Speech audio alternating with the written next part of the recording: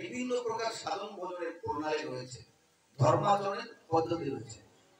বিভিন্ন প্রকার ধর্মাচরণের পদ্ধতি রয়েছে। আমরা কেউ কেউ আছি শৈব, কি বলা হয়, কেউ আছে শাক্ত, কেউ আছে গানপত্র, কেউ আছে সৌর, কেউ আছে বিষ্ণু ভক্ত। আচ্ছা বলুন তো, তাহলে নানা রকম আমরা পূজা পার্বণ করি কিনা?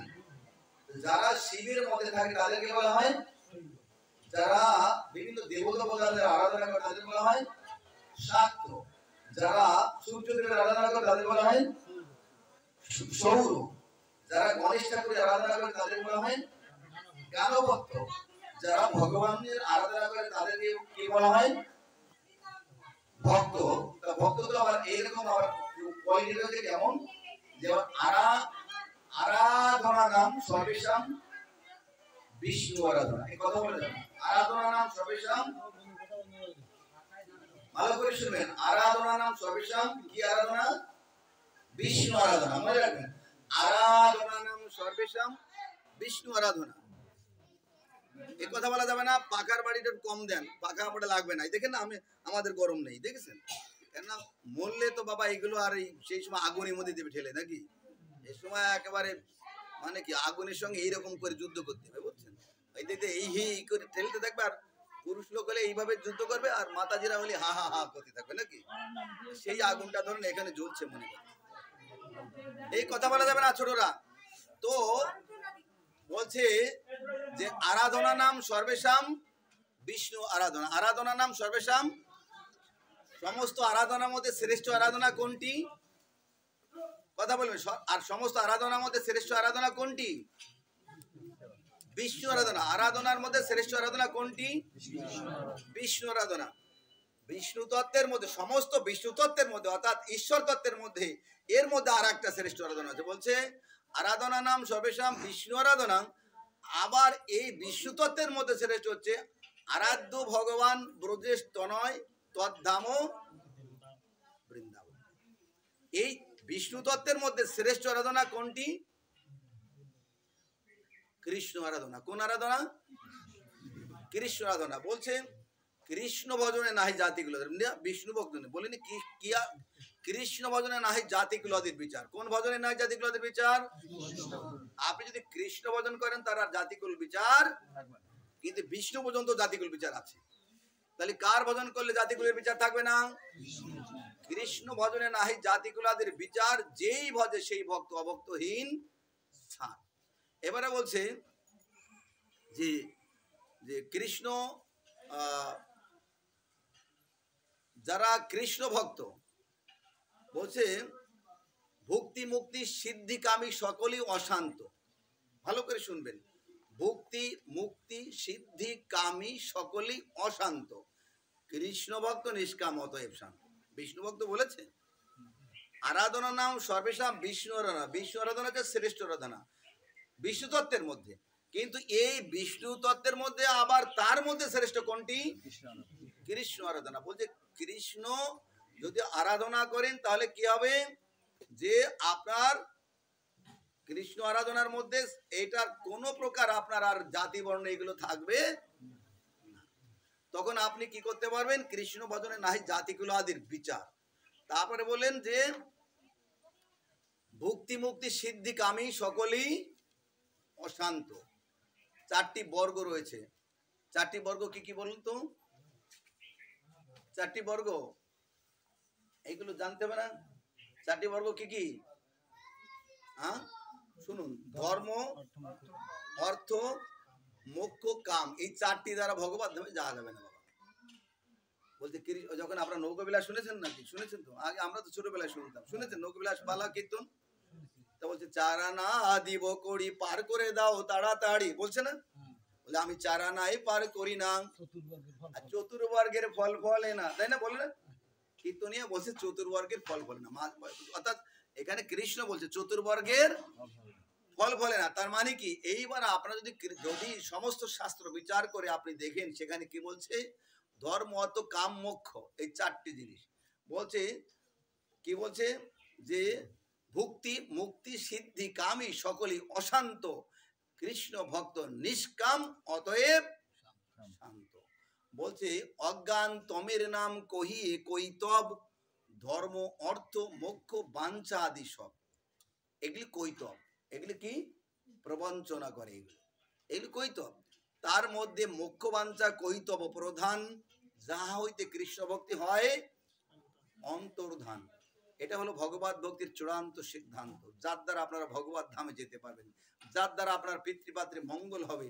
এই অনুষ্ঠানে ভাগবতের একটা শ্লোকের, একটা শব্দের, একটা বর্ণ যদি উচ্চারিত হয় কোনো শুদ্ধ ভক্ত মুখে, তাহলে পিতৃমাতৃর মঙ্গলের জন্য, উদ্ধারের জন্য, ভগবত ধামে যাওয়ার জন্য তাওটুকু প্রয়োজন হয় না। কতটুকু প্রয়োজন হয় না?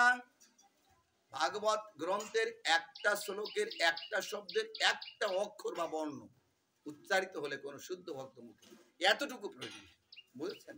তাহলে কত গুরুত্ব দেওয়া আছে। এবার চৈতন্য মহাপ্রভু বললেন শ্রাদ্ধ করবেন, বলছে তীর্থে পিণ্ড দিলে আপনে সে তরে, তোমার দর্শনে কোটি পিতৃপুরুষ উদ্ধারে। তোমাকে দর্শন বলে ঈশ্বর পরিপাতকে দর্শন করে জীবকে শিক্ষা দিলেন। হে জীব, তীর্থে পিণ্ড দিলে, যার নামে পিণ্ড দেওয়া হয়, বিষ্ণুপাদ পদ্মে যার নামে পিণ্ড দেয় সেই উদ্ধার হয়। আর তোমার মতো শুদ্ধ ভক্তের দর্শন করলে কোটি পিতৃপুরুষ উদ্ধার হয়। কত পিতৃপুরুষ? এই জন্য শুদ্ধ ভক্তদের যদি একমুঠ সেবা করানো যায়। আপনারা অজামিলের কাহিনী শুনেছেন? হ্যাঁ, ভাগবতে অজামিলের ঘটনা।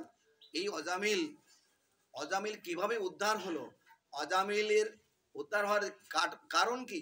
লোমহর্ষণ মুনির মধ্যে গায়ে জ্বালা দিয়ে দিল ভগবান। যন্ত্রণার পড়ে না, কোনো উজ্জাবদ্ধ যন্ত্রণা পড়ে না। একদিন দেবর্ষী নারদকে বলছে, হে নারদ, আমার গায়ে জ্বালা পড়ছে না, ভগবানের কাছে যে একটু জিজ্ঞাসা করো তো কিভাবে আমার জ্বালাটা পড়বে। ভগবানের কাছে জিজ্ঞাসা করেছে, হে ভগবান, এই যে লোমহর্ষণের যে গায়ে জ্বালা, এর গায়ের জ্বালাটা কি করে পড়বে? তা বলছে, ওকে তুমি বলো কোনো কর্মচণ্ডালের ঘরে খেতে, কর্মচণ্ডালের ঘরে যদি এক মুঠো অন্ন খায় তাহলে ওর গাছ জ্বালা পড়বে। শাস্ত্র গ্রন্থে, বিশেষ করে চৈতন্য চরিতামৃতে, চৈতন্য ভাগবতে ভগবান একটা কথা উল্লেখ করেছেন, দুর্দৈব আমার কোন ভক্ত যদি এদিক ওদিক যায়, আমি তার চুলের মুঠ ধরে তাকে নিয়ে এসে আমি তার শাসন করি। কি করি? কেননা যদি কেউ ভগবানের চরণে কেউ আত্মসমর্পণ করে, তার দায়িত্বটা সে নিয়ে নেয়। তাই চুলের মুঠ ধরে তাকে এনে তার শাসন করে। তাই এখন অজামিল জীবনের পূর্ব ভাগে বৈষ্ণব আচরণ করেছিল, তার পিতা, তার পরিবার সবাই তারা ভক্ত ছিল। এখন সে কোনো বারবণিতাদের সান্নিধ্যে, সে কোনো বাজে লোকদের সান্নিধ্যে পড়ে সে এখন এমন কোনো পাপ নেই যে সে তা করে না। এখন তো ভগবান দায় থেকে পড়েছে। শ্রীমদ ভগবত গীতা নবম অধ্যায়ের 2 নম্বর শ্লোক, এটা পড়ে দেখুন তো কি বলছে। রাজবিদ্যা রাজগুজ্জম পবিত্রম ইদম উত্তমম ধর্মম সুশুকম কর্তুম অব্যয়ম। রাজবিদ্যা রাজগুজ্জম পবিত্রম ইদম উত্তমম ধর্মম সুশুকম কর্তুম, কি বললাম পরেরটা? অব্যয়ম। কি এটা বললাম? এই ধর্ম কথা আমি যা বলবো সেটি কি? এই ধর্ম আচরণ যদি কেউ করে সেটি হচ্ছে কি? অব্যয়, তার কোনোদিন ক্ষয় নেই। তাহলে জীবনের পূর্বভাগে যে ধর্মাচরণ অজামিল করেছে তার কোনোদিন তা ক্ষয়। এখন ওকে তো দায় থেকে পড়েছে ভগবান, ওকে তো উদ্ধার করতেই হবে। তাই লোমহর্ষণের কোনো দোষ নেই, তারপরেও তার গায়ে জ্বালা দিছে। কেন জ্বালা দিছে? জ্বালা দিয়ে আবার সিদ্ধান্ত দিচ্ছে, তুমি কি করো, তোমার গাছ জ্বালা পড়ে যাবে। কিভাবে? ওই যে সর্পই দংশন করো আবার উজাওয়ে ঝাড়ো বলে না, একটা গান শুনে থাকেন আপনারা, ওই রকম একটা কায়দা। তারপরে বলছে কি, তোমার গাছ জ্বালা পড়বে, তুমি একটা কাজ করো, তুমি কর্মচণ্ডালের ঘরে খাতে হবে, তোমার অন্ন খাতে হবে। কোথায় বাবু কর্মচণ্ডাল? খুঁজিয়ে আর কোথাও পায় না। পেতে পেতে পাইছে কি, যে চণ্ডাল দুই প্রকার হয়। এক হচ্ছে জাতি চণ্ডাল, অর্থাৎ বাবা মা চণ্ডাল আচরণে প্রবৃত্তি, সেই ঘরে যার জন্ম তাকে বলে জাতি চণ্ডাল। যে বাবা মা শুদ্ধ আচারে প্রবৃত্তি, অথচ জন্মের পরে নিজের কর্মের দ্বারা যে চণ্ডালত্ব প্রাপ্ত হয় তাকে বলা হয় কর্মচণ্ডাল। তো তুমি কর্মচণ্ডালের ঘরে খাও, অন্ন খাও, তো কোথায় খুঁজে পাবে? খুঁজতে খুঁজতে ভগবান কল্পাতে দিয়েছে, তুমি কর্মচণ্ডাল খুঁজতে খুঁজতে এই অজামিলের ঘরে আসতে হবে। কোথায় আসতে হবে? এইবার অজামিলের ঘরে যে বলছে, মাতু আমাকে এক মুঠো অন্ন দাও, তোমার ঘরে আমি অন্ন ভিক্ষা করতে এসেছি, অন্ন খাবো। বলছে, না না না, আপনার মতো মণি ঠাকুরকে আমি অন্ন ভিক্ষা দিতে পারবো না, আপনার সমস্ত ধর্ম নষ্ট হবে, আমরা এমন কোনো পাপ নেই যে তা করি। তা বলছে, না তবু আমি খাবো না। ছোটবান্দা, এই মণি ঠাকুর তার ঘরে যখন এক মুঠ অন্ন খেলেন, এক মুঠ অন্ন খাওয়া ভগবান কেন খাওয়ালেন বলুন? অর্থাৎ ঋণী করার জন্য। কেউ যদি কারোর খাবার দেওয়া এক মুঠ অন্ন খায় না, হ্যাঁ, তার কাছে কি হতে হয়? ঋণী। এই যে সাধুদের ডেকে এনে যখন এক মুঠ অন্ন খাওয়াবে না, এই সাধুরা সবাই কাছে কি হবে? ঋণী হয়ে যাবে। তখন এই ঋণটা তখন মণি ঠাকুর ঋণী হয়ে গেল। মণি ঠাকুরে এই এক মুঠ অন্নের যে ঋণ, এই যে সমস্ত পাপ ওর যা সারা জীবনের যত পাপ, এই এক মুঠ পাপ অন্ন যদি একটা শুদ্ধ ভক্তকে খাওয়ানো যায়, ওই সমস্ত পাপ একেবারে বলছে রাশি রাশি পাপ, এই জগৎ সমতুল্য পাপও যদি হয়, হ্যাঁ, সমুদয় পাপ কোন সাধু সজ্জনকে একটা দানা অন্ন খাওয়ালে সাথে সাথে একটা প্রমাণ হচ্ছে অজামিল, তার সেই সাথে সাথে পাপ বিদূরিত হয়ে তার নাম রাখলো, পুত্রের নাম কি দিয়ে গেল, তুমি এই পুত্রটার নাম দিয়ে গেলে, আমি তো কিছু তোমাকে তোমরা আমাকে উপকার করলে, আমি তো তোমাকে কিছু দিতে পারলাম না, তা তোমার পুত্রের নাম রেখে গেলাম নারায়ণ। নারায়ণ নারায়ণ বাবা, নারায়ণ নারায়ণ কোলে নাচে আর সবসময় কি বলে, বুঝেছেন? আরো একটা ঘটনা বলছে, একটা দানা অন্নের পরিমাণ কত হিসাব করবেন, আপনারা জানেন ঘটনাগুলো কিন্তু স্মরণ করতে পারেন না।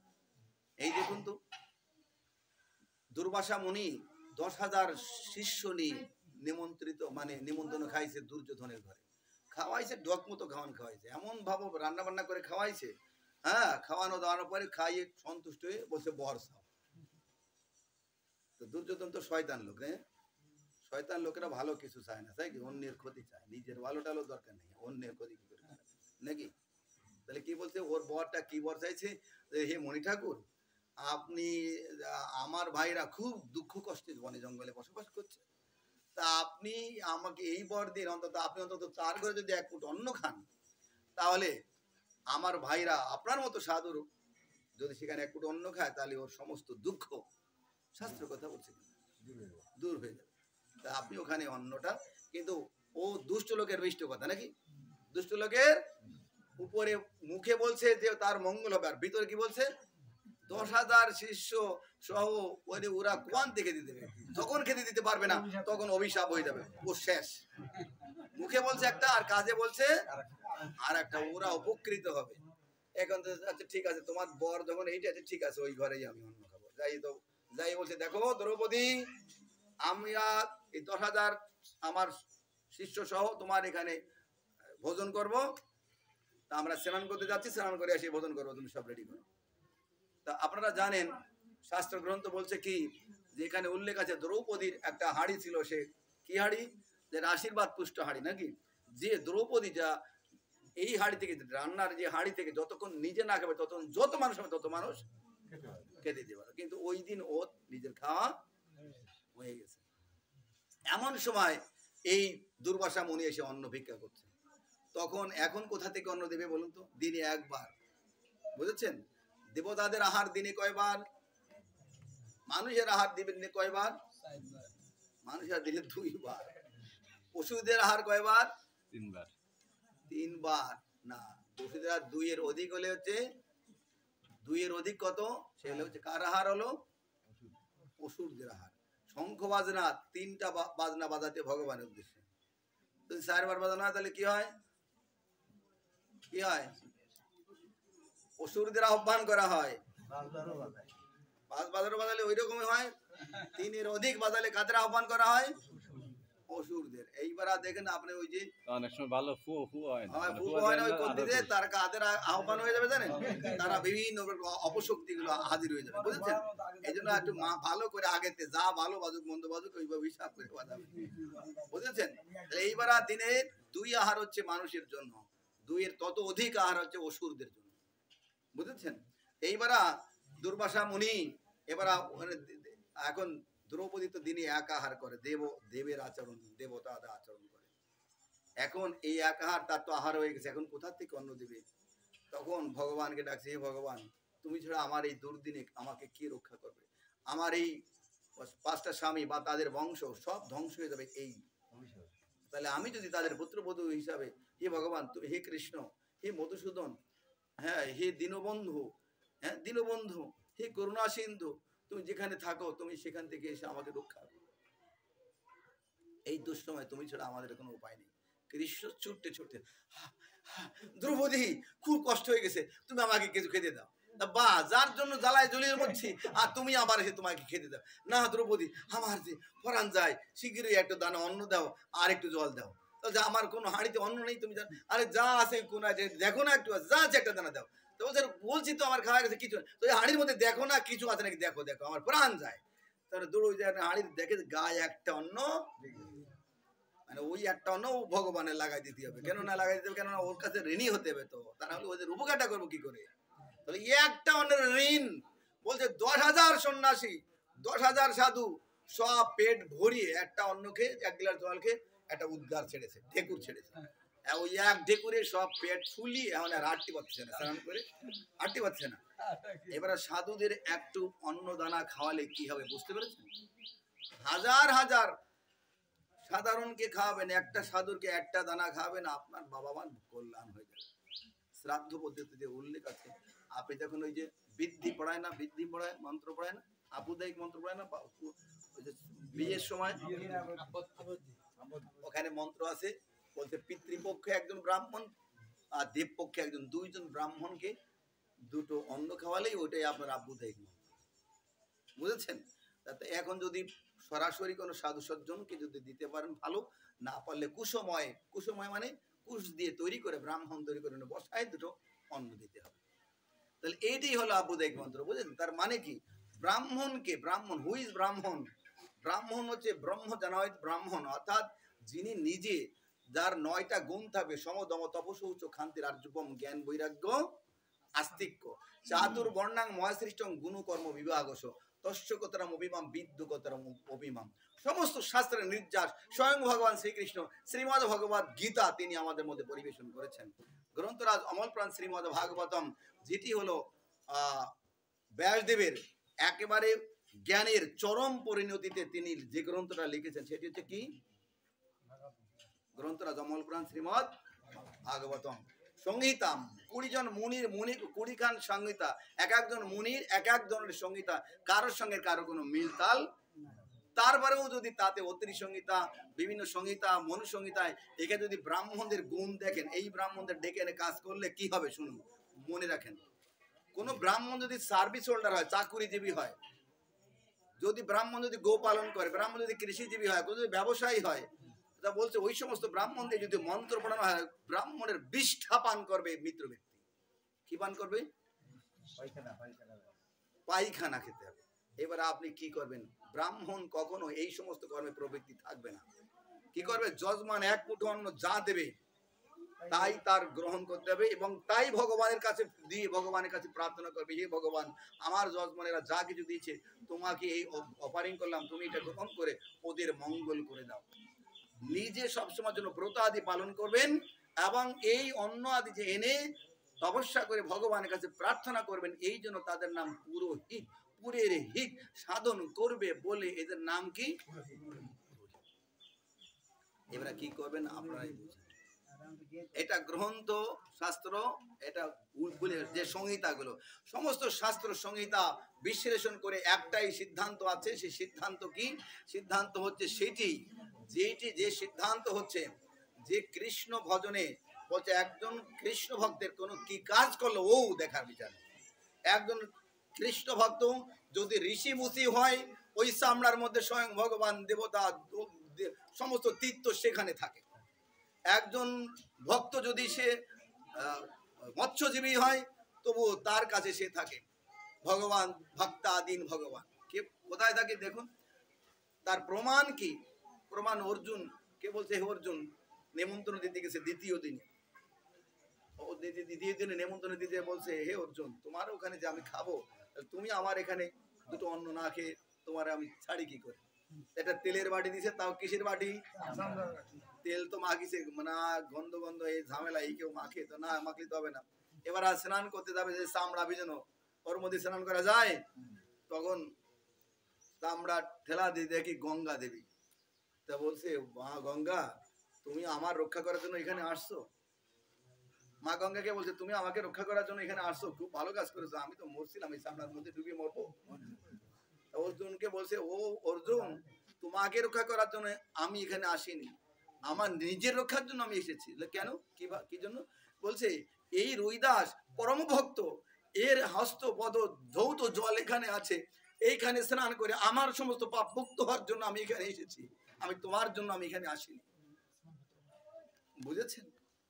তাহলে কি এবার কৃষ্ণ ভক্তের নেই জাতি কুলাদির কোনো বিচার নেই কোনো প্রকার এই প্রকার বর্ণের বিচার নেই, এই সমস্ত কোনো কিছু বিচার নেই কৃষ্ণ ভক্তের জন্য। একজন কৃষ্ণ ভক্তকে কোনো কিছু দ্বারা এইগুলো নির্ণয় করা যায় না। কোনো তার গায়ে ঘা বাসা থাকলো কি থাকলো না থাকলো এগুলো কোনো বিচার নেই।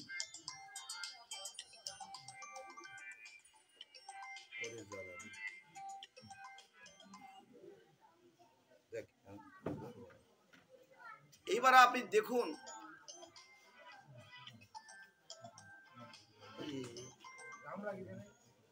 আমি একটু পাঠের মধ্যে আসি, পরে কথা বলছি। তো এবার আপনি এবারে বুঝলেন, এবার আপনি কি করবেন? কতদিনে শ্রাদ্ধ করতে হবে? প্রথম কাজটা 10 দিনে। আমরা এখানে ফিরে আসি, ওদিকে যাব না। এগুলো নিজেকে উপলব্ধি করার জন্য কিছু জ্ঞান বললাম। বলছে 10 দিনে দশা করিবেন, 11 দিনে শ্রাদ্ধ, অর্থাৎ প্রচুর ক্ষুধার উদ্রেক হয়, তাই তাকে দুটো খেতে দিতে হবে। কি খেতে দিবেন? বিভিন্ন শাস্ত্র গ্রন্থ, পুরাণ গ্রন্থ বেরোইছে নানা রকম। কতখণ্ড পুরাণ রয়েছে? 3টি শতক আছে। 3টি শতক মানে কি হচ্ছে? অর্থাৎ প্রথম শতক, দ্বিতীয় শতক, তৃতীয় শতক। 6 খণ্ড তামস পুরাণ, 6 খণ্ড রাজস পুরাণ, 6 খণ্ড সাত্বিক পুরাণ। বুঝেছেন? রাজস, তামস, সাত্বিক। আর কৃষ্ণ ভক্তিটি কি জানেন? রজ, তম, সত্য 3 গুণের ঊর্ধ্বের আচরণ হচ্ছে এটা কি? এটা কৃষ্ণ ভক্তি। এই 3টে গুণের মধ্যে যে আচরণ আছে সেটি হলো পুরাণের অধীন। সমস্ত পুরাণ বেদশাস্ত্রের ঊর্ধ্বে, সমস্ত বেদের মধ্যেই কথাগুলি আছে, কিন্তু এর ঊর্ধ্বের আচরণগুলো সেইগুলি নেই, যা কিছু সেগুলি কৃষ্ণ ভক্তি। এই জন্য এই আচরণগুলি কলিযুগের মানুষের অল্প আয়ু, মন্দমতি, সমস্ত দোষের আকর কলিযুগের মানুষের, অত কিছু করার সুযোগ নেই। অন্নগত, প্রাণ, জনিগত, মন, সমস্ত দোষের আকর কলিযুগের মানুষের, এত কিছু করার সুযোগ নেই। এই জন্য অতি অল্পের মধ্যে কি করা যায়, তার দ্বারাই ভগবত ধামে কি করে ফিরে যাওয়া যায়, এই সাজেশনটার নাম চৈতন্য মহাপ্রভু স্বয়ং নিজে এসেছেন। কিভাবে এসেছেন জানেন? আমি সামনে কিছু ভাগবত কথা বলে দিচ্ছি। হরে কৃষ্ণ। আমার প্রতিনিধিও একজন এসে গেছে, দেখেন না, এসআই নাকি? আসেন তো উনি মাঝে মাঝে আপনাদের এখানে। ওনার চরণ ধুলিতে কিন্তু এই জগৎ উদ্ধার হতে পারে। ওটা পরম ভক্ত, আপনাদের সিনাই দিয়ে গেলাম, আপনারা কিন্তু মনে রাখবেন। ওইটা কিন্তু দেখতে ওরকম দেখা গেলে ওই তো ভক্তের শিরোমণি, ওনার চরণ ধুলিতেই আমি বেঁচে আছি, বলেন তো, পরশমণি। হ্যাঁ, আচ্ছা, যাই হোক, এরপরে শুনুন, আমি বলি। এবার একদিন যাচ্ছে অক্রুর মহাশয় রাধারানীকে, কৃষ্ণকে নিয়ে যাচ্ছে। কোথায় নিয়ে যাচ্ছে? মথুরা নিয়ে যাচ্ছে। সংক্ষিপ্ত বলছে। যাওয়ার পথে মাঝখানে এসে রাধারানী বাধা সৃষ্টি করছে। কোথায় বাধা সৃষ্টি করছে? কিভাবে? মাঝখানে রথের সামনে দেহটা দিয়ে দিয়েছে, শুয়ে পড়েছে। হে রাধে, তুমি এখান থেকে উঠো, তুমি এইভাবে থাকলে আমি যাবো কি করে? তা বলছে, হে কৃষ্ণ, তুমি যদি মথুরা যেতেই চাও, আমার এই শরীরের উপর দিয়ে তোমার রথচক্র গড়িয়ে দিয়ে তুমি এখান থেকে চলে যাও। হে রাধে, তুমি জানো এই রথচক্রের কত ওজন? এই তোমার শরীরের পথ দিয়ে গেলে তুমি মরে যাবে, মারা যাবে। তা বলছে, হে কৃষ্ণ, আমি যদি মরে যাই তাতে আমারও লাভ হবে, তাতে তোমারও লাভ হবে। কি লাভ হবে? আমারও লাভ হবে, তাতে তোমারও। তা বলছে, তুমি মরে গেলে তোমার কিসে লাভ হবে? আমি সংক্ষিপ্তভাবে বলছি। তা বলছে, কিসে লাভ হবে? হে কৃষ্ণ, আমি সাধু মুখে শুনেছি, অন্তু কালে চ মামেব স্মরণ মুক্তা কলি বরং ইয়া প্রয়াতি সমদ্ভাবং ইয়াতি নাস্তি উত্তর সংশয়। অন্তকালে যদি কেউ ভগবানের কথা চিন্তা করতে করতে, স্মরণ করতে করতে মৃত্যুবরণ করে, তাহলে কোথায় যেতে পারবে? তাহলে আমার মৃত্যুটা যদি হয়ে যায়, আমার এই বিরহ দশা আমার ভোগ করতে হবে না, আমি তোমার কাছে ফিরে যেতে পারবো। আর একটা কি? জং জং বা অবিস্মরণং তেজেত্যন্তি কলেই বরং তম তম এব ইতি সদা তদ্ভাব। তা বলছে, তাহলে আমি যদি এইভাবে আমার মৃত্যুটা হয়, তোমার এই বিরহ দশাটা আমার আর ভোগ করতে হবে না, আমি তোমার কাছে ভগবত ধামে তুমি যেখানে অবস্থান করছো সেখানে ফিরে।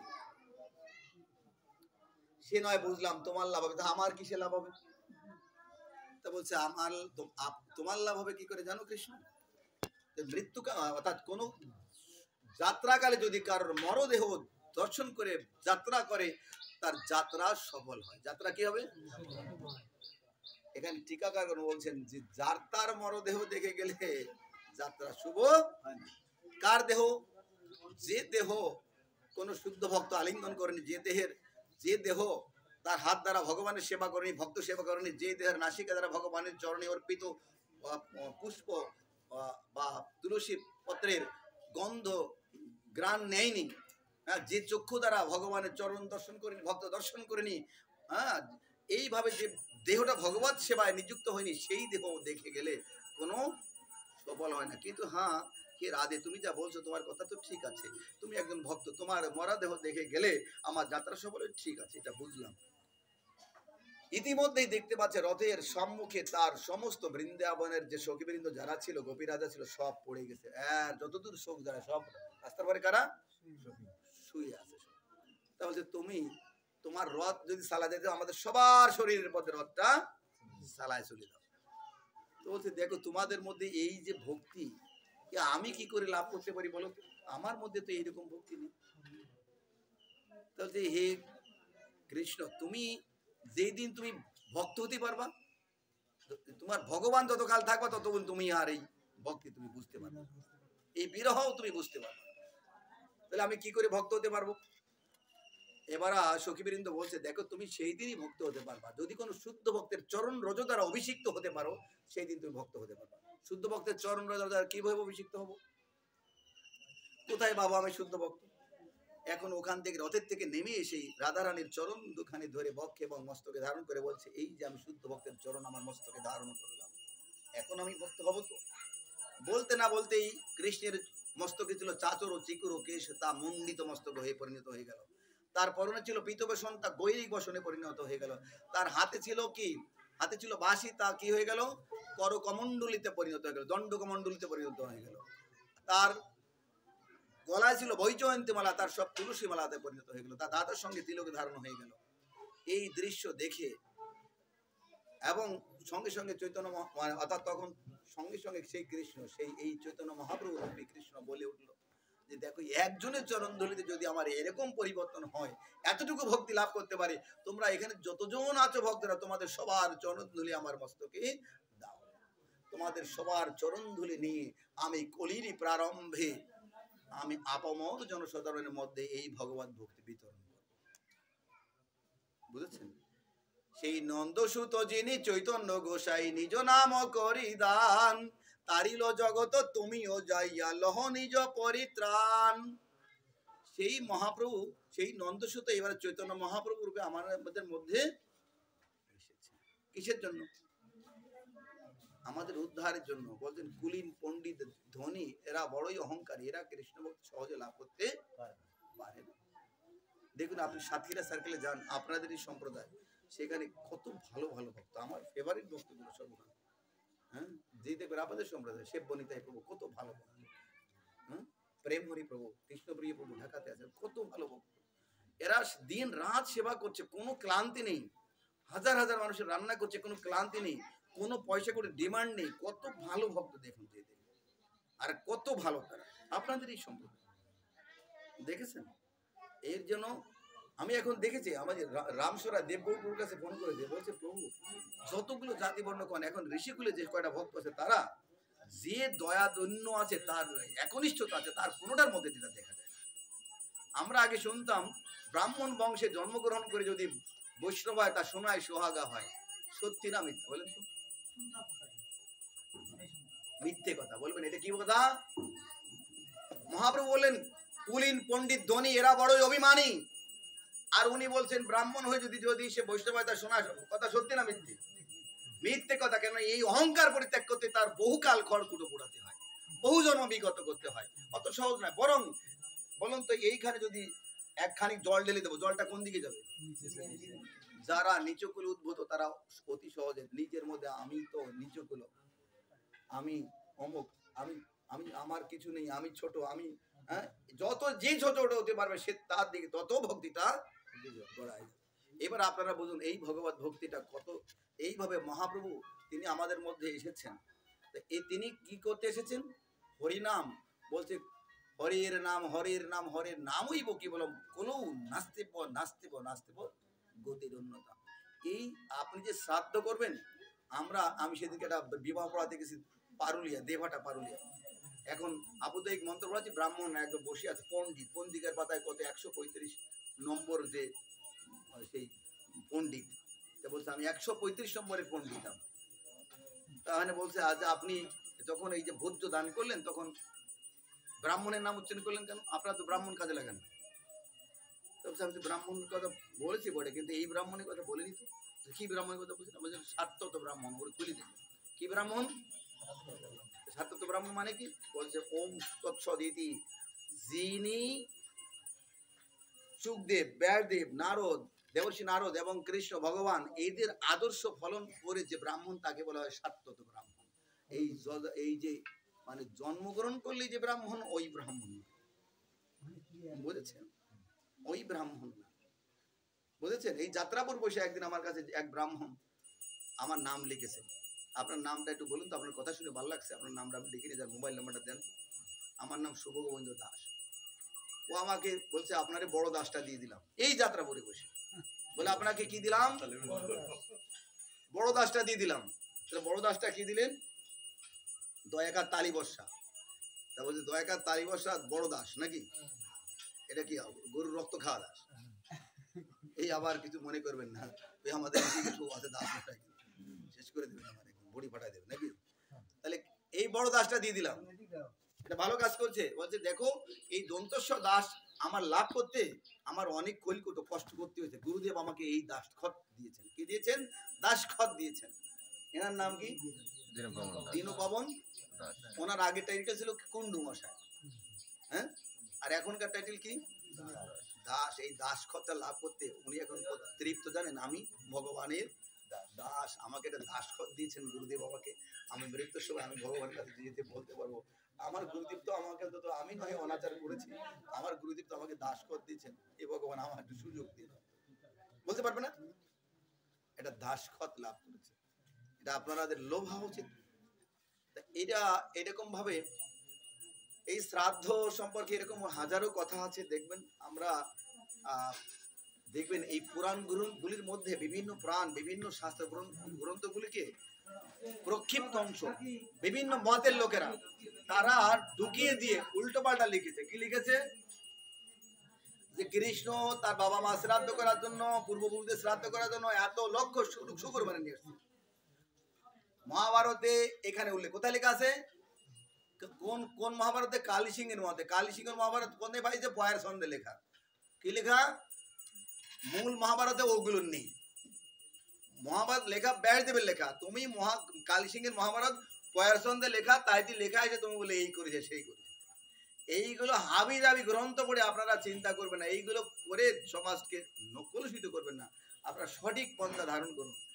বৈষ্ণব আচার্যগণ স্বয়ং ভগবান থেকে তার পরম্পরা করে অনুযোগে নেমে আসছেন, বুঝেছেন?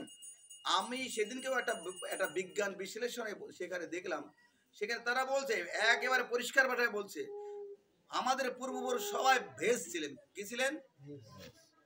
আমি 1985 সালে একটা সমীক্ষা শুনেছিলাম, সেখানে কলকাতা একটা কনফারেন্স হয়েছিল। ডক্টর জগজীবন ঘোষ কলকাতা মেডিকেল কলেজের যে প্রিন্সিপাল ছিলেন, এই জায়গাতে তিনিও একজন সদস্য ছিলেন। তখন তিনি এটাকে উত্থাপন করেছিলেন। এটা আমি তার আলোচনা রেডিওতে শুনেছিলাম। উনি উত্থাপন করেছিলেন মানুষ এক সময় সবাই ভেজ ছিল, পরে নন ভেজ হয়েছে। দেখুন তো মূল শব্দটা কি? ভেজিটেরিয়ান। যারা মাংসাশী তাদেরকে বলা হয় কি বলা হয়? নন ভেজিটেরিয়ান। তার মানে যেটা অপারক পাচ্ছে না তাই নন ভেজ। কোথা থেকে? মূল শব্দ কি? ভেজিটেরিয়ান। ভেজ। আর তার পরবর্তীতে শব্দটা হচ্ছে নন ভেজিটেরিয়ান। Non veg. এই শব্দটা দিয়েই উনি পরিষ্কার ভাষায় একটা শব্দে উনি কুপকার করে দিয়েছেন, বুঝেছেন? তাহলে আমাদের পূর্বর সবাই ভেজ ছিলেন। আমরা আমাদের পূর্বদের উদ্দেশ্যে যে ঘি মিশ্রিত অন্ন এবং যদি দধি যুক্ত থাকে তা সবচেয়ে প্রীত হন, এবং সেটি কি হতে হবে? প্রসাদ। কি হতে হবে? প্রসাদ। এই প্রসাদ আর প্রসাদ ও সেবন করিতে হয় ও সকল প্রপঞ্চ জয়। শ্রীমদ ভগবত গীতা বলেন যোগ্য শিষ্ট অশীন সন্ত মুচ্চন্তে সর্বকিল বিষয় কুঞ্জতে তে তু অগম পাপা যে পচন্তে আত্মকারণ। যে ব্যক্তি, যে ভক্ত ভগবানকে নিবেদন করে খায় যোগ্য শিষ্ট অশীন সন্ত, তারা সমস্ত পাপ থেকে মুক্ত হয়। যে আমাকে না দিয়ে খায় সে কি করে? চোর, পাপান্ন ভোজন করে। যে ব্যক্তি নিজের উদর পূরণ করার রান্না করে সে কি করে? কুঞ্জতে তেতু অগম পাবা যে পচন্তি। সমাজের জন্য আমরা রান্না করব না ভগবানের জন্য রান্না করব? ভগবানের জন্য রান্না করে, তাই সমাজের লোকে সবাই খাবে, তারা সবাই উদ্ধার হয়ে যাবে। তাহলে এটা আমরা কি শাস্ত্র কথা বলছি না আমাদের ইচ্ছা মতো কথা বলছি? তাহলে এই কথাগুলি সমস্ত শাস্ত্রে এগুলো লুকানো আছে, কিন্তু আমরা সেইগুলো কোনোদিন খুঁজে দেখতে চেষ্টা করিনি। আপনারা যে শ্রাদ্ধ করেন, ব্রাহ্মণরা বলেন আমরা এটাকে প্রেত শ্রাদ্ধ বলতে, প্রেত শব্দের অর্থ প্রেরিত বলি। কি বলছে? কি বলে? প্রেত শব্দের অর্থ কি? আপনাদের সঙ্গে বললে সহজে এড়ায় যাবে, কিন্তু কি বলে শব্দের অর্থ? কি বলবে? প্রেরিত। প্রেত শব্দের অর্থ কি? ওনারা কি বলবেন? ও ব্রাহ্মণ ঠাকুর, যদি আপনি প্রেত শব্দে প্রেরিত বলবেন, তাহলে আপনি শ্রাদ্ধ দিনে কেন পোড়া মাছ দেন? বলেন কেন দেন? কেননা ওইটা প্রেতের উদ্দেশ্যে দিচ্ছেন। ভূত পেটনি হয়ে গেছে বাবা মা, তাকে খুশি করতে গেলে আপনি দশার দিনে কেন বেড়ার লোম দেন? বেড়ার লোম আপনারা জানেন, বেড়ার লোম দিতে হয় দশা পিণ্ডতে, বেড়ার লোম দিতে জানেন তো? পুরোহিত দর্পণে পাওয়া যায় না, পাওয়া ঠিকই যায়, ওরা কাছেই ঠিকই রাখে, কিন্তু দেয় না। এখন মান সম্মানের একটা প্রশ্ন এসে গেছে, বেড়ার লোম দেয় না। কেননা সাধুরা কেউ বেড়ার লোম দেয় না। সাধুরা কি দেবে? প্রসাদ দেবে। প্রসাদ দেবে। কেশ মিশ্রিত অন্ন কারা খাবে? মক্ষিকা উচ্ছিষ্ট, কেশ মিশ্রিত, তারপরে হাড় মিশ্রিত, এইগুলো অন্ন কারা খাবে? ভূত প্রেত। তাহলে তুমি যে প্রেত শ্রাদ্ধ বলতে প্রেত বুঝবা, ও সুযোগ নেই। কেননা প্রেতরা খাবে বলে, প্রেত হবে বলে তুমি এটাকে প্রেত শ্রাদ্ধ নামে অভিহিত করছো, এটাকে প্রেত মন্ত্র বলেছো। এই প্রেত লোকেরা যাওয়ার পথে কতদিন যাবে, কোথায় যাবে, কতদিন থাকবে? প্রেত লোকে 1 বছর কাল থাকবে। কোথায় থাকবে? প্রেত লোকে। প্রেত লোকের এখানকার 1 বছর, ওখানকার 1 দিন। এটা প্রেত লোকের সমস্ত শাস্ত্র প্রেত লোকের যে দিন হিসাব করে দেখেন, এটা প্রেত লোক। ওইগুলো বলে প্রেরিত শব্দ বলার কোনো সুযোগ নাই। এই সমস্ত আউল ফাউল আবল তাবল বলে বকার আর সুযোগ নেই। এই জন্য ওই সমস্ত পরিত্যাগ করতে হবে। বুঝিবে রসিক, আপনারা বলছেন না, আপনারা বলছেন আমার পাটা আমি লেজে কারো, কিসের আপনাদের? সেইটাতে আমরা কিছু বলি, কিন্তু বুদ্ধিমান মানুষ মাত্রই 10 দিনে দশা করিবেন। মনু সংহিতায় মনু প্রথমেই বলে যে বুদ্ধিমান মানুষ মাত্রই, পরে যে এটা ওটা বলছেন, এটা ওটা করতে পারেন। কিন্তু ব্রাহ্মণরা প্রেত শ্রাদ্ধই করে থাকে। ওই পুরোহিত ওরা, ওরাও নিজের না কেটে পরে যেটা, ওরা ওই একই নিজের লেখা। পুরোহিত দর্পণ লেখা কতদিন আগে লেখা? আর এই সৎক্রিয়া সার পদ্ধতি আর সৎক্রিয়া সার 500 বছর আগে লেখা। কতদিন আগে লেখা? আর পুরোহিত দর্পণ আগে কত লেখা? এই 200-250 বছর আগে লেখা। কতদিন? তাহলে অর্ধেক দিন। এইগুলো বহুল প্রচার হয়নি, ওইগুলো বহুল প্রচার হলো কেন বলেন না? ব্রাহ্মণদের দ্বারা আষ্টে পৃষ্ঠিতে বদ্ধ বাধা এই সমাজ অন্য কিছু গ্রহণ করার সুযোগ হয়নি। ব্রাহ্মণরা কি করতো, কোন এরিয়া ভেদে আপনার ছেলেকে বিয়ে দেবেন, ছেলের পুত্রবধূকে ব্রাহ্মণদের কাছে প্রসাদী করার জন্য 1-2 দিন রাখি আসতে ছিল কিনা? সেই ব্রাহ্মণের আচরণ এখন আমরা তাদের পায়ে পদদলিত হব? কি বলেন? তাহলে এই ব্রাহ্মণরা যদি কোনো সময় তাকে শুয়ে দিলে তার জাত যেত নাকি? জাত যেত না? এই ব্রাহ্মণরা আপনাদের হাতে খাবে না, কিন্তু পুরোহিত ট্রেনিং যখন হয়, এইরকম দাড়িয়ালা মুসল্লিরা তখন বিরিয়ানি প্যাকেট ধরাই দিচ্ছে, তা বলিহারি খাচ্ছে আর হাসছে আর আনন্দের সহকারে সেই নিয়ে যাচ্ছে। অথচ আপনার বাড়ি বসে খায় না, খায় তারা চার দোকানে বসে, হোটেলে বসে ডক মতো কথা দিচ্ছে, কিন্তু আপনার বাড়িতে এসে আপনারা তারা খাবে না, খাবে? তবু সেই ব্রাহ্মণ না হলে আপনারা বাঁচতে পারছেন। কি বুদ্ধি! আমরা একই সঙ্গে ট্রেনিং করে বেরোচ্ছি, ওরা প্যাকেট, আমরা বলছি কি এর মধ্যে, বলে বিরিয়ানি, বলে আর ওরা ব্যাগের মধ্যে নিয়ে খাইয়ে আনন্দের ফুকে। এবারেও সেদিনকে ওই ব্রাহ্মণ বলছে, ও ব্রাহ্মণ ঠাকুর, তোমার এই যে মেধস নামটা তোমার ভাই, তুমি যে বড় বড় লম্বা লম্বা কথা বলে আর ওই যে বিরিয়ানির প্যাকেট পেলে খুব খুশি হয়ে যায়, আর 10 বান্ধের বাড়ি বলে খাবো না। এইগুলো ভালো করে আপনারা বুঝতে চেষ্টা করুন বাবা। আপনার শ্রাদ্ধ শব্দের অর্থ কি? শুদ্ধ। আপনার নিজের শুদ্ধতা নিজে আচরণ করে নিজে শ্রাদ্ধ করে যান বাবা। আপনি শ্রাদ্ধে প্রসাদ দ্বারা যা পিণ্ডদান করা হয়, অনেক ব্রাহ্মণ বলছে আমরাও বিষ্ণুকে নিবেদন করি। এই কোথায় করো?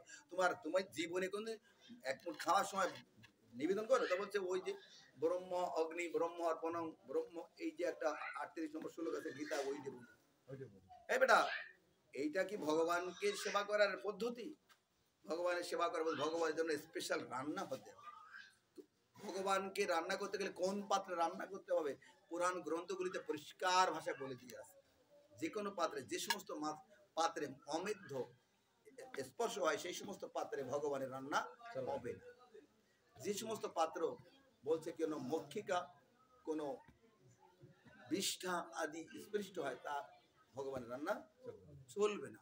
তাহলে মুরগিতে খেতে দিচ্ছেন পাত্রে, হ্যাঁ, এই যে আপনার এই গোপাল বাড়ি ভোগের রান্না হয় আর পাত্রগুলো নিয়ে তুই দে, তুই বলে বেড়া আমি আগে দেখতাম, আর ওই এক পাশে পাও ধুয়ে ওর মধ্যে পাও ধুয়ে ধুয়ে তুলে দিচ্ছে, কুলি ফেলায় দিয়ে দিচ্ছে, হ্যাঁ, পাত্র কুটি বলে করে ফেলা হয়েছে। কেন? যে মাছ দিয়ে আসবে সে এখন আসি পারে, ও যে সময় মাছ মাছ জুতোর জল পায়খানা ঘুমূত্র যা ভাগাইছে ওর মুখ চলে গেল, সমস্যা হতো কিনা? আমি নিজে চোখে দেখে কেউ এড়ানোর সুযোগ নেই। তাহলে তাইতে রান্না হচ্ছে, এইগুলো চিন্তা করবেন, এইগুলো ভোগের রান্না, এইগুলো শাস্ত্র গ্রন্থতে উল্লেখ আছে। তা যাই হোক, আরেকটু কথা আমি একটা ছোট্ট একটা গল্প দিয়ে বলে যাই। একবার চলে যাচ্ছে একটা প্রয়াণ হচ্ছে, মানে মানে কি বলা যায়, এটা মহাপ্রয়াণ। পঞ্চপাণ্ডব যুদ্ধ শেষ হয়ে গেছে, দ্রৌপদী সহ এটা রওনা হয়েছে স্বর্গ আরোহণ পর্ব। কি পর্ব? স্বর্গ আরোহণ পর্ব। যেতে যেতে যেতে যেতে যেতে একেবারে সেই হিমালয়ের কাছে কাছে চলে যাওয়ার পরে ওখান থেকে দ্রৌপদী পড়ে গেল। এখন ভীম ডাক দিয়ে বলছে, দাদা আমাদের সবার প্রিয় যে ছিল, যে আমাদের সবার জীবন রক্ষা করতো, সেই দ্রৌপদী পড়ে গেল। তা বলছে ওদিকে তাকায়ও না, পিছন দিকে তাকানো, যে পথে যাত্রা করছো সেদিকে যেতে গেলে পিছন দিকে তাকানো যাবে না। দ্রৌপদী কেন পড়ে গেল দাদা? দ্রৌপদী তো পড়ে যাবে, দেখো তো ও কোনোদিন আমাদের পরে আস্থা করেনি। ওকে যখন দুঃশাসন ধরে নিতে চাচ্ছিল তখন প্রথমে ও চেষ্টা করেছিল, কত রকম চেষ্টা করেছিল যে নিজেই রক্ষা করতে চেষ্টা করেছিল, হ্যাঁ। আর ওর মনের মধ্যে কত, ও নিজেকে মনে করতো যে ও সবাই উপরে বলতো আমি সবাইকে সমান দেখি, সবাইকে সমান ভালোবাসি, কিন্তু ও অর্জুনকে সবচেয়ে ভালোবাসতো। আর মুখে বলতো কি সবাইকে ভালোবাসে, সবাইকে সমান ভালোবাসে, আর ভিতরে সবচেয়ে ভালোবাসতো কাকে? তাহলে ও যোগ্য না। এবার আপনারা যদি ভগবত ধামে যেতে চান তাহলে আপনাকে কি করতে হবে? শিক্ষা অনুযায়ী জীবে সম্মান দিবে জানে কৃষ্ণ অধিষ্ঠান। আপনি কাউকে ছোট বড় জ্ঞান করতে পারবেন না, সবাইকে সমানভাবে ভালোবাসতে হবে। না হিন্দু মুসলমান বৌদ্ধ খ্রিস্টান না অন্য কোনো জীব, সবাইকে ভালোবাসতে হবে, না ছোট বড়। বলছে অন্তর নিষ্ঠা করো অন্তত পক্ষে, বাহ্যে লোক ব্যবহার তুমি পারছো না তোমার সামর্থ্যতে, কিন্তু অন্তর নিষ্ঠা করো, বাহ্যে লোক ব্যবহার অচিরাত কৃষ্ণ তোমায় করিবে উদ্ধার। তা বলছে ও মুখে বলতো একটা, কাজই করতো আর একটা। তাহলে মুখ আর মন সমান হতে হবে যদি ভগবান ধামে যেতে চান। কিছু দূর যেতে যেতে যেতে নকুল পড়ে গেল। নকুল তো সবার ছোট ছিল কিনা? সহদেব। না সহদেব, সহদেব ছিল সবার ছোট। সহদেবের সবচেয়ে ভালো চেহারা ছিল, বিশাল চেহারা। ওনার 5 ভাইয়ের মধ্যে সবচেয়ে রূপ ছিল কার? সহদেব। তা ও বলছে দাদা আমাদের ছোট ভাই ও পড়ে গেল, তবে ওদিকে তাকায় না, তো ও আমাদের সবচেয়ে, আমাদের অনুজ, আমাদের প্রিয় পাত্র, ও কেন পড়ে গেল দাদা? যুধিষ্ঠির মহারাজ বললেন যে ওর রূপের খুব অহংকার ছিল, যে অহংকার থাকলে, এই রূপের অহংকার থাকলে ভগবত ধামে যাওয়া যায়। আমি সুন্দর চেহারা, আমার সব, এইগুলো দিয়ে এই বাহ্যিক বিচার করলে ভগবত ধামে যাওয়া যায়। আমি ক্ষত্রিয়, আমি ব্রাহ্মণ, আমি বৈশ্য, আমি এই বাহ্যিক বিচারটা যতকাল থাকবে এর দ্বারা ভগবত ধামে যাওয়া যাবে না। ও নিজেকে খুব নিজের রূপের খুব অহংকার ছিল, এই অহংকার পরিত্যাগ করতে হবে, হ্যাঁ, অহংকার পরিত্যাগ করতে হবে। কাজে কাজে ওর অহংকার দ্বারা পতন হয়েছে, ও যেতে পারবে না, ওদিকে তাকায় না, সামনে চলো।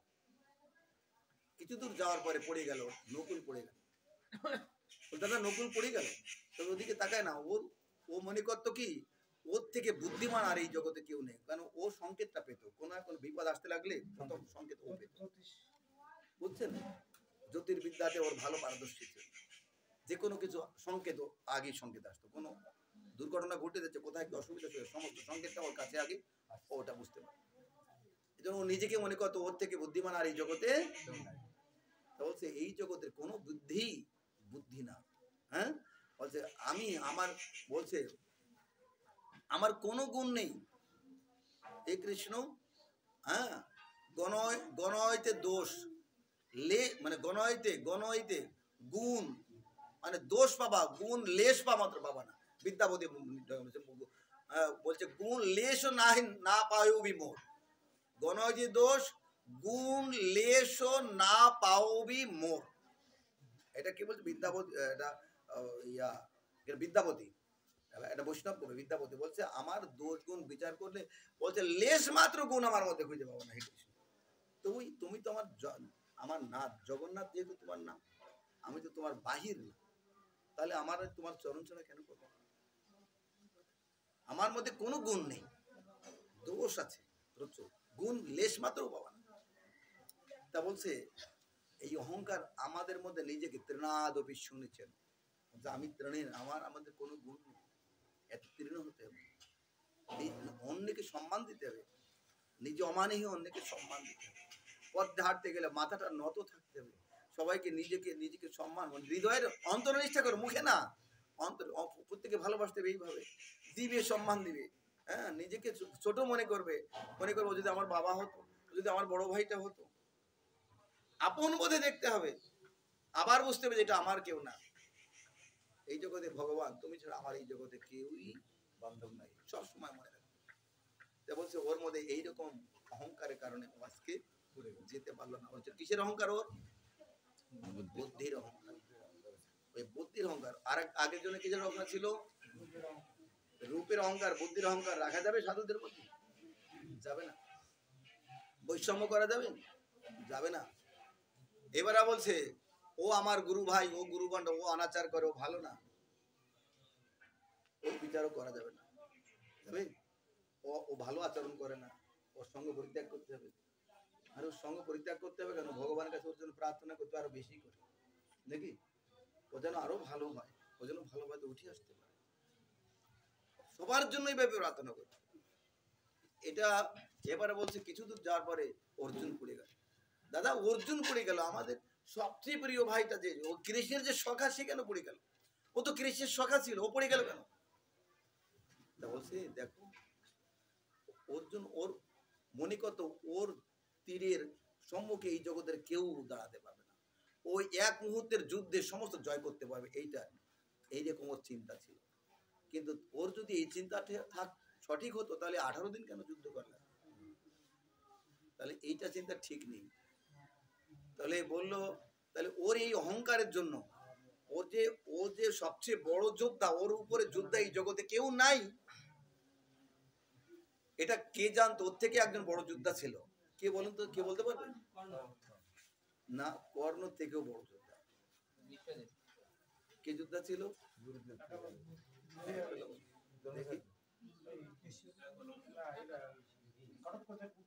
হ্যাঁ কি নাম বলো তো? হ্যাঁ বর্বরিক যুদ্ধ ছিল, যুদ্ধে যাচ্ছে।